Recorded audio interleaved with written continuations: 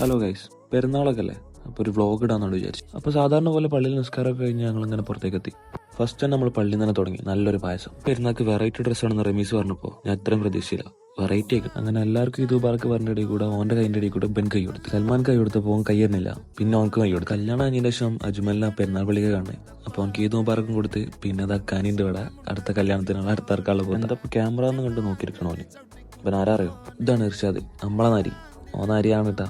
പെരുന്നാൾ കുടുംബക്കാരൊക്കെ വീട്ടിൽ കയറുന്നതുകൊണ്ട് ഞാനൊന്ന് വീട്ടിൽ പോയി വന്നു. അപ്പോഴേക്ക് ഇവിടെ ഫോട്ടോ എടുക്കാൻ തുടങ്ങി. അങ്ങനെ സിംഗിളായിട്ടും ഗ്രൂപ്പായിട്ടും കുറേ ഫോട്ടോസൊക്കെ എടുത്ത് ഇതാ ഇവരൊക്കെ ഉണ്ട്, എല്ലാവരും ഉണ്ട്. 10-15 ഫോട്ടോ എടുത്തിട്ട് ഒറ്റ ഫോട്ടോത്തിലും ഓൻ്റെ റെഡി ആയിട്ടില്ല എന്നാണ് ഓൻ പറയുന്നത്. അപ്പോഴാണ് നമ്മളെ റമീസ് ഐസ്ക്രീം ഓടുന്നത്. ഐസ്ക്രീം വന്നപ്പോൾ പിന്നെ എല്ലാവരും ഐസ്ക്രീം കഴിക്കാൻ വേണ്ടിയിരുന്നു. അടുത്ത ഡെസ്റ്റിനേഷൻ്റെ ചർച്ചകൾ നടന്നുകൊണ്ടിരിക്കുകയാണ്. റമീസ് പിന്നെ ഐസ്ക്രീം കിട്ടിയപ്പോൾ ഐസ്ക്രീമിലായി. അങ്ങനെ നമ്മൾ ഫ്രെയിം കണ്ടുപിടിച്ച് ഫോട്ടോസൊക്കെ എടുത്തുകൊണ്ടിരിക്കുകയാണ്. ടീമിൻ്റെ ഫോട്ടോ എടുത്തുകൊണ്ടിരിക്കുകയാണ്. എല്ലാവരും വളരെ ആറ്റിറ്റ്യൂഡ് ഇട്ട് നിൽക്കുന്നുണ്ട്. അവിടെ അതാ കാട്ടിൽ നിന്ന് ഫോട്ടോ എടുക്കുന്നുണ്ട്. ഇതാണ് ഗഫൂർ. ഫോട്ടോസും വീഡിയോസും എടുക്കാൻ ഇവനെ കഴിഞ്ഞിട്ടുള്ളൂ വേറെ ആരും നാട്ടിൽ. അങ്ങനെ നമ്മൾ അടുത്ത ഡെസ്റ്റിനേഷനിലേക്ക് പോകാൻ വേണ്ടി വണ്ടിയിലൊക്കെ കയറി. സൽമാൻ ബാക്കിൽ നിന്ന് ചാറ്റ് കണ്ടപ്പോൾ ഞാൻ വിചാരിച്ചു വേറെ ആർക്കെങ്കിലും ചാറ്റ് ചെയ്യായിരിക്കും.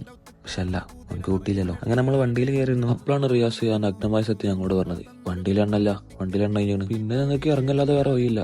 അങ്ങനെ ഇറങ്ങി. ഇനി ബൈക്കുമ്പോൾ പോകാമെന്ന് വിചാരിച്ചു. അങ്ങനെ പെരുന്നാളിന് തന്നെ ശുഭം കാറിൽ ഇറങ്ങി ബൈക്കിൽ കയറി.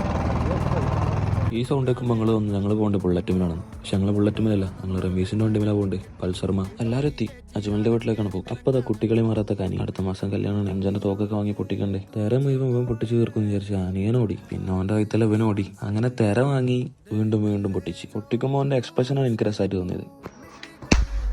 ഇതാ കണ്ടില്ലേ എത്താപ്പോ അവന്റെ എക്സ്പ്രഷൻ. ഇനി എന്നാ ശരിയല്ല. അജ്മല് പായസം വിളമ്പിട്ട് വിളിച്ചാൽ തുടങ്ങിയിട്ട് കുറെ സമയമായി. പായസം ചൂടാറും. അങ്ങനെ വരും കുട്ടി അജ്മലിന്റെ വീട്ടുകൾ ഇറക്കിറങ്ങിക്കൊണ്ടിരിക്കാൻ. സ്വന്തം മരിയിരിക്കണ പോലെ ഞങ്ങളാണ് കയറിയിരുന്നു. പായസമായിട്ട് അജ്മൽ എത്തിക്കണ്. എല്ലാവർക്കും പായസമൊക്കെ കിട്ടി. എൻ്റെ മോനെ കിട്ടില്ല പായസം. പിന്നെ പായസം കുടിക്കാൻ കനിന്റെ വീട്ടിലും പോയി.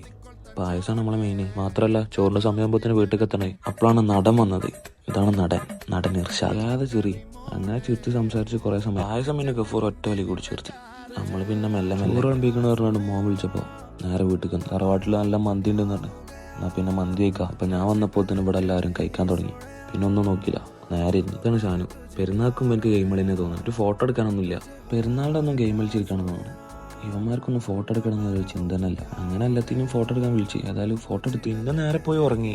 ബാക്കി പാർട്ട് 2 അപ്ലോഡ് ചെയ്യാം. Okay bye.